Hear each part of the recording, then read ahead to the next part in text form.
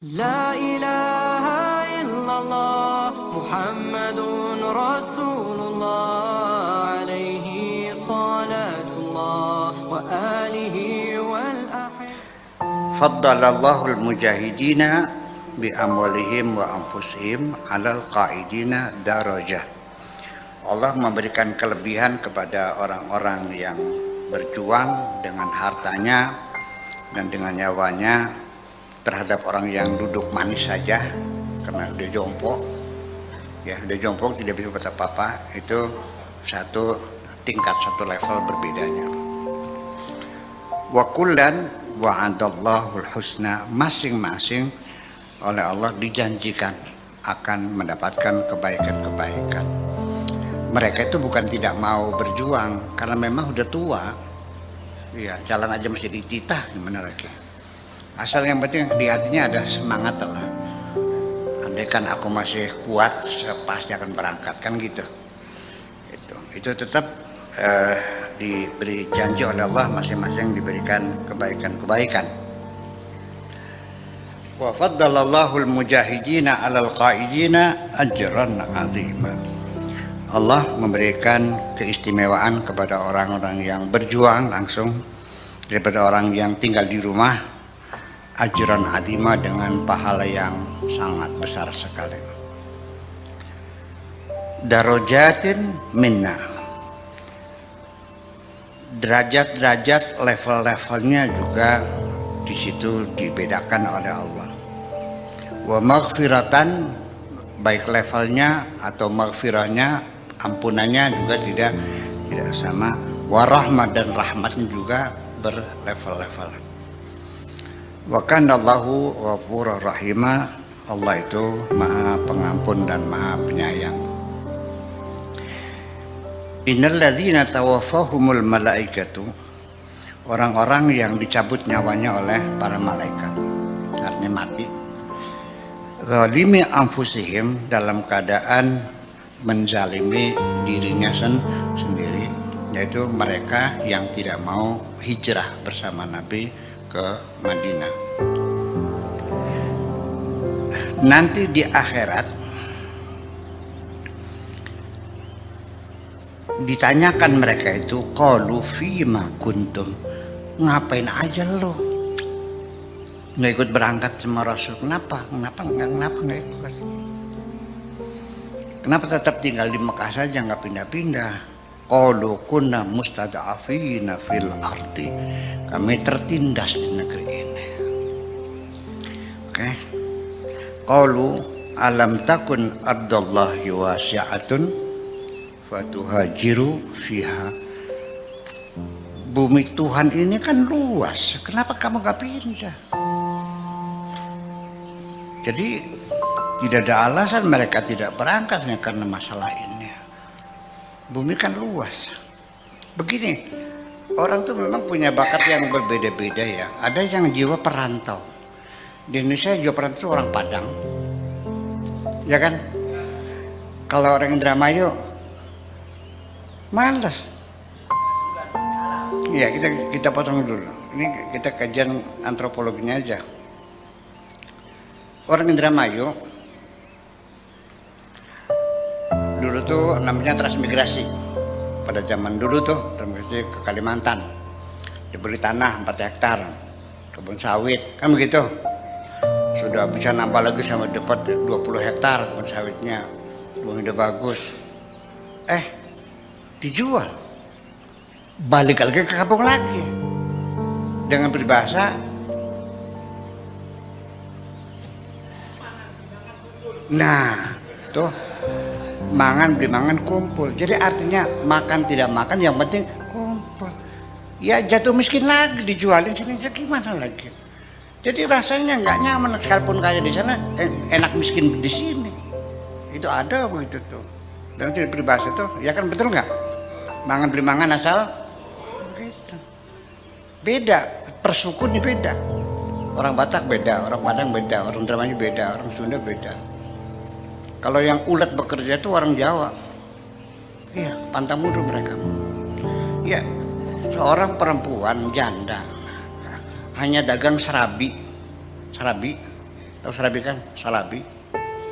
Anaknya 4 sarjana semua. Betul nggak? Orang Dermayu, sawahnya 10 hektar, anaknya nggak ada sekolah. Semacam itu. Ya semacam itulah. Nah ini untuk mereka yang malas-malas begitulah Allah marah kepada mereka itu. Kenapa nggak pergi? Gitu. Faulaika ma'wahum jahannam. Tempat kembali mereka adalah jahannam. Wasaat masira, dan merupakan tempat kembali yang paling buruk sekali. Jadi artinya bahwa memang sih siapa saja pasti mengalami ketika kita bepergian ke suatu negeri yang kita tidak tahu. Dan saya sendiri pernah mengalami tahun 71 saya ke Irak. Ada kekacauan pikiran saya, ada kekhawatiran tinggi sekali. Nanti bagaimana? Nanti sana nginepnya di mana? Rumah siapa? Teman nggak punya? Ada kegelisahan. Siapapun ketika masuk ke tempat baru ada rasa ketakutan, betul nggak? Baru setelah sekian lamanya baru kita kuliner kan begitu. Udah, kita contoh yang dekat saja. Kita bepergian ke suatu tempat. Waktu berangkat rasanya jauh banget, betul nggak? Ketika pulang rasanya apa? Karena pernah dilihat. Jadi setiap sesuatu yang baru dilihat itu ada rasa ketakutan. Itu juga mungkin satu faktor yang menyebabkan mereka tidak berangkat seperti itu, rasa takut itu. Nanti bagaimana? Nanti bagaimana? Di samping kita takut menghadapi yang akan datang, kita juga kecemasan meninggalkan teman yang ada di sini. Kesedihan berpisah dengan teman yang ada, ketakutan menghadapi teman yang kita belum jelas. Semacam itu. Itu mungkin harus kita pertimbangkan juga. Makanya ya, tetapi itu oleh Tuhan ya kami suatu kesalahan kita gitu. Oke. Illal mustad'afina minar rijali wan nisa'i wal wildan, kecuali orang-orang yang tertindas baik laki perempuan itu. Kenapa mereka yang tidak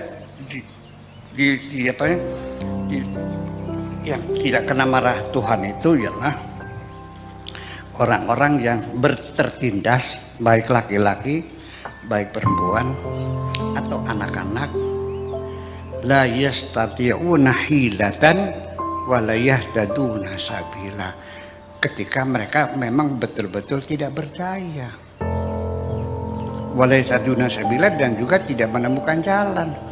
Beli tiketnya nggak ada, ya pengantarnya nggak ada, keadaannya tidak aman. Jadi apapun juga kalau namanya sekalipun ibadah haji, kalau keadaan dunia sedang dalam keadaan terancam dalam keadaan perang dunia pertama libur haji itu, perang dunia kedua libur, corona libur juga. Jadi memang itu force major ya, gangguan alam macam itu. Memang kondisinya udah nggak tahu tempatnya, ongkosnya nggak ada lagi, memang jalan kaki. Itu untuk mereka Allah memberikan pengecualian kecuali mereka yang betul-betul memang tidak berdaya. La yastati'una hilatan, yang sudah betul-betul tidak berdaya, wala yahtaduna sabila, dan tidak punya sarananya. Naik apa? Entah nggak punya. Gitu. Fa ulaika asallahu an ya'fu anhum. Untuk mereka semoga Allah mengampuninya. Wa kana Allahu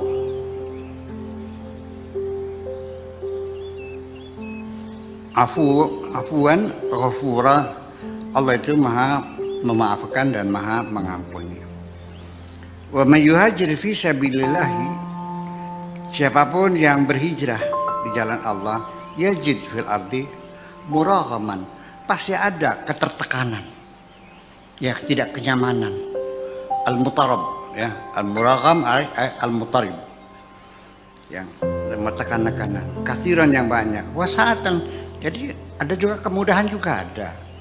Ya, teman yang lama yang telah kau tinggalkan, begitu pindah ke tempat yang baru, kamu akan mendapatkan teman yang baru kok. Di dalam itu kita tidak ke tafsir ya, kita ke bahasanya dulu. Tafsirnya kan ada ya, misalnya.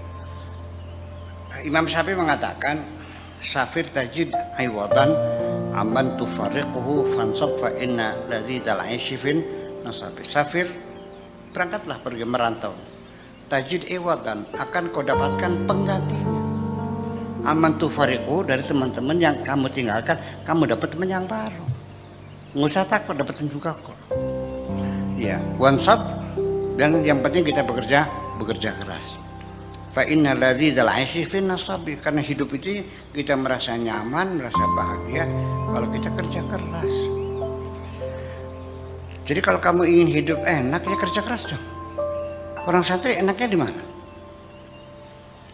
Pengen tahu orang kaya nggak punya nafsu makan kalau dia nggak kerja keras. Berhenti kerja, yang ngepel orang lain, yang ngetir orang lain, yang masak orang lain. Karena kaya sih duduk aja, nafsu makannya hilang nggak? Nggak usah beli pil nafsu makan lagi dong. Kerja ke sawah, mencangkul, insya Allah makanya lahap lagi kok. Betul nggak? Iya, jadi kita kan kalau bekerja keras makan juga nafsunya tinggi. Gimana lagi? Jadi kerja keras itu membangun kebahagiaan kita sendiri. Jangan dikira mau santai masuk kamu. Ya kalau misalnya ya cepat mati. Jam tangan otomatis kan harus digerakkan. Kita juga sama, jantung paru-paru juga harus bergerak, nggak boleh diam. Begitu taruh di lemari mati nggak jam ini? Paru juga sama. Nanti misalnya kolesterol, diabetes, asam urat, ya kan? Pada sakit cuma badannya tuh. Salah sendiri nggak paham. Malah orang-orang kaya sekarang pekerjaan semua ditangani oleh pembantu, bapu, sebagainya. Dia tetap bergerak, ikut senam. Kalau enggak yang sakit dong. Kalau senam bayar enggak? Bayar. Daripada senam bayar, mencangkul di sawah aja kamu sini ngapain? Mau sawah masih banyak ya, kok mau ikut senam segala. Ya kan seperti itu. Nah itu jadi jangan khawatir ketika engkau pergi kemanapun, ya mesti ada rasa tertekannya ada, tapi juga kemudahan juga ada. Itu kira-kira seperti itu.